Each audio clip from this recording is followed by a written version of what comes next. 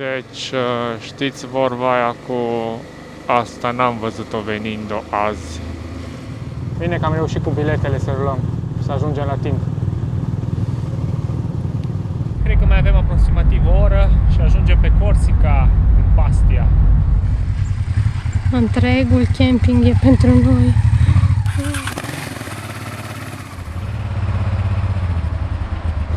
Bună dimineața și bine ați revenit aici pe canal, pe Lucifer Videographer.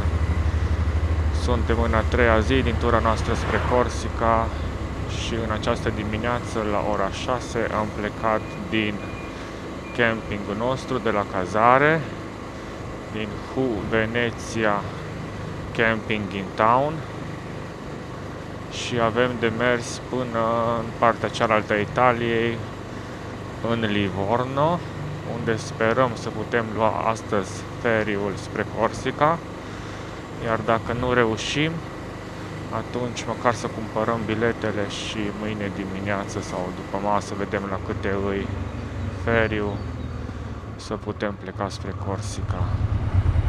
Here comes the train.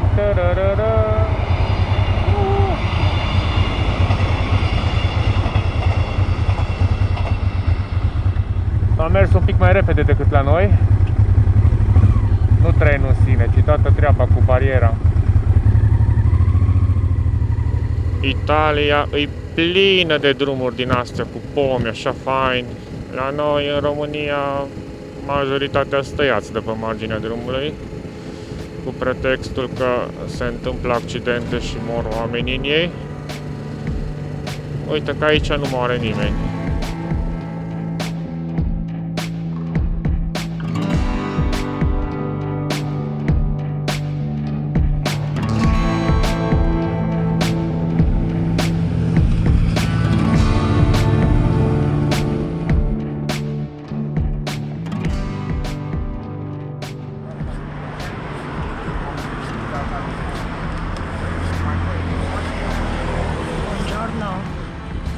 Am oprit pentru o mică pauză după 110 km, să luăm micul dejun și să o tăiem la drum, că pentru mai avem foarte mult de aici.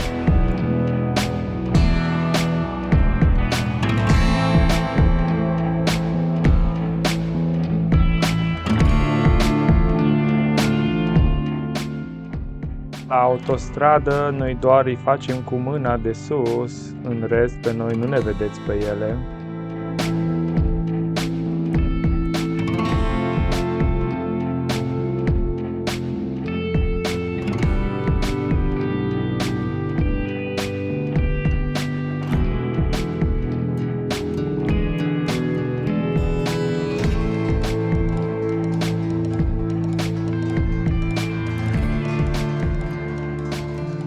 Aici am avut de mers vreo 10 km pe acest drum mare în regim de autostradă și a fost foarte ciudat pentru noi. Nu ne plac aceste drumuri mari și aglomerate, dar în foarte scurt timp am ieșit de pe ele și am luat-o pe drumurile mai mici.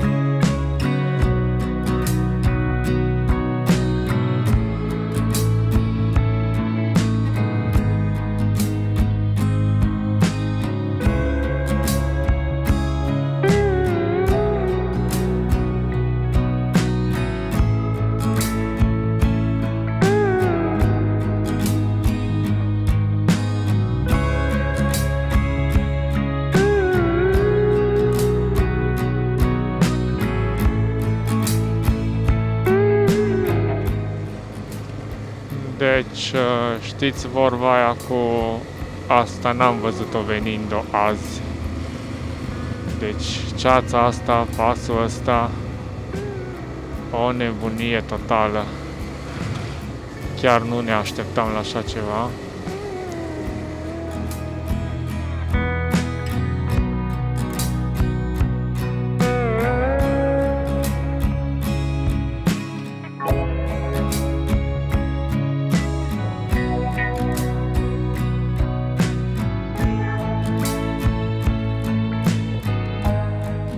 Interesantă senzația înainte de îmbarcare, că noi am mai fost cu feribotul numai în 2017, cred că atunci pe Zakynthos cu mașina, dar cu motorul n-am mai fost.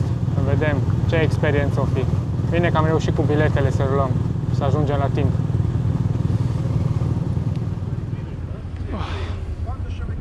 Sebastian Livorno. And we come back in 20. Yes. Okay. Thank you very much. Cred că motoarele merg în față, nu?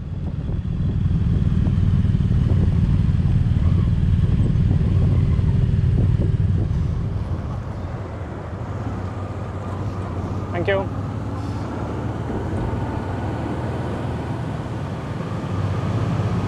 Bun, nici pe ferry, să vedem ce urmează, unde le luăm. Mamă, cât ești, că e stadion de fotbal.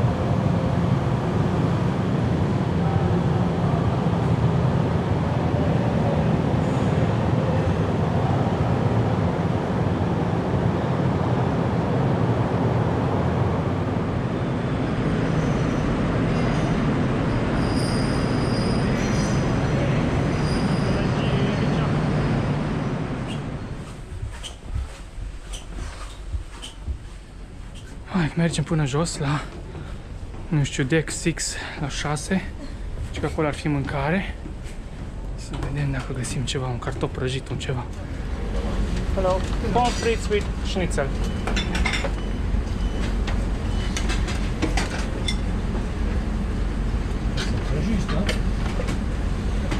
Thank you. Și experiența noastră culinară pe ferry. E un șnițel cu cartofi prăjiți și o pituță. 15 euro. Bun, n-am mâncat nimic de azi dimineață de când am plecat de la cazarea din Veneția. Hai să avem poftă bună și să mergem după afară pe dock să vizionăm marea. Și ne-am pornit la drum cu măgăoaia. Stai să vă arăt pe soră sa. Sau poate e frate sa. Sau poate n-are sex, când ziua de azi nu mai știi ce îi.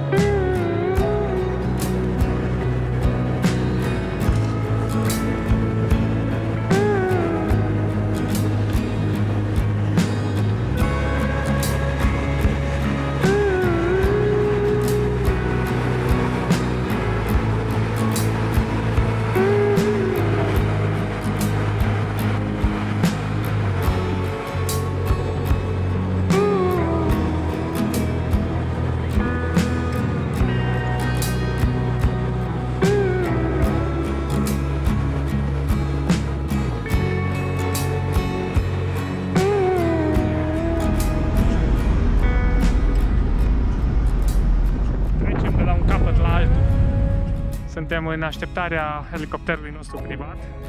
Imediat vine să ne ia. Oare câți ai puterea motorișca asta din spatele meu?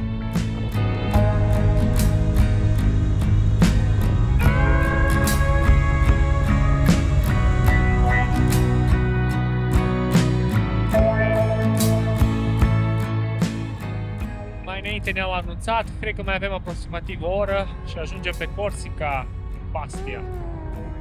Asta cred că deja e țărmul ce vedem aici.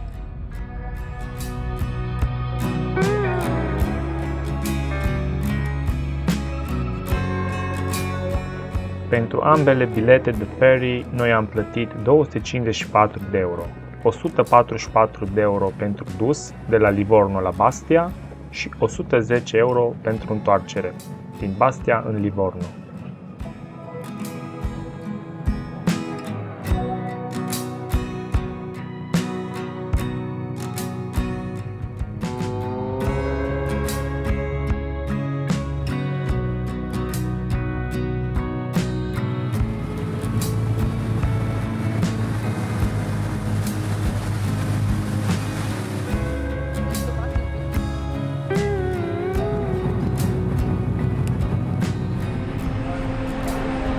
vedem, mai găsim casa?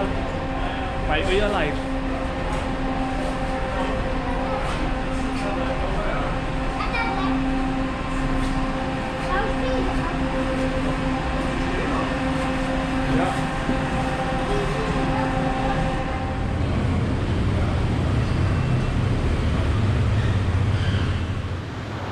Și vedem lumina de la capătul tunelului. Vai, ce bine că e aer curat acum, nu mai putea noxe.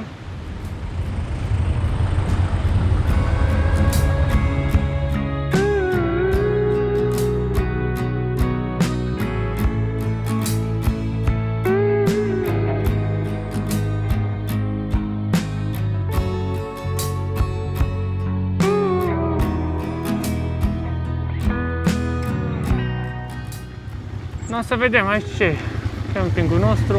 Uite aici un domn.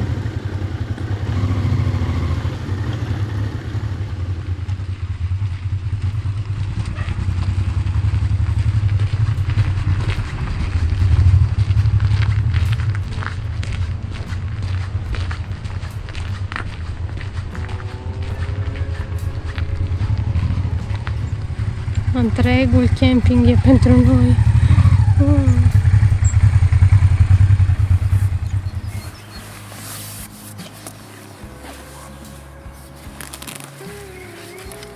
Imediat e ora 8. Pregătim cortul.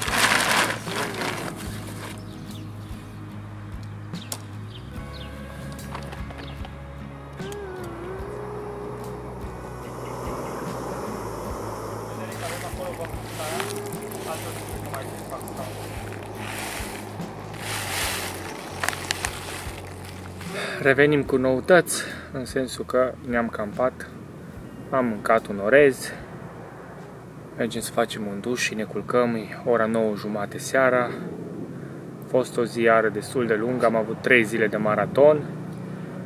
Da. Astăzi în jur de vreo 330 de kilometri, 5 ore pe ferry și campingul la care ne aflăm acum e chiar lângă Bastia și se numește, stați că nu știu cum se pronunță, Camping Les Sables Rouges. Exact, aici suntem. Suntem singuri în camping, încă nu-i sezonul de corturi. Aici am plătit 21 de euro. Mâine o să plecăm în partea aia a insulei și ne gândim să vedem că următoarele 2 zile arată un pic de vânt, șanse de ploaie și s-ar putea să căutăm cazare dacă găsim ceva ieftină și eventual să stăm iară după aia la cort. Ferry-ul înapoi îl avem joia viitoare. Deci avem timp să mai stăm și 2-3 nopți la cort și vreo 2-3 la cazare. Mulțumim că ne-ați urmărit. Nu cred că au fost foarte multe de văzut în astea 3 episoade, dar sperăm să reușim să venim cu ceva mai interesant în următoarele. Noapte bună și ne vedem în episodul următor. Ciao, ciao, ciao!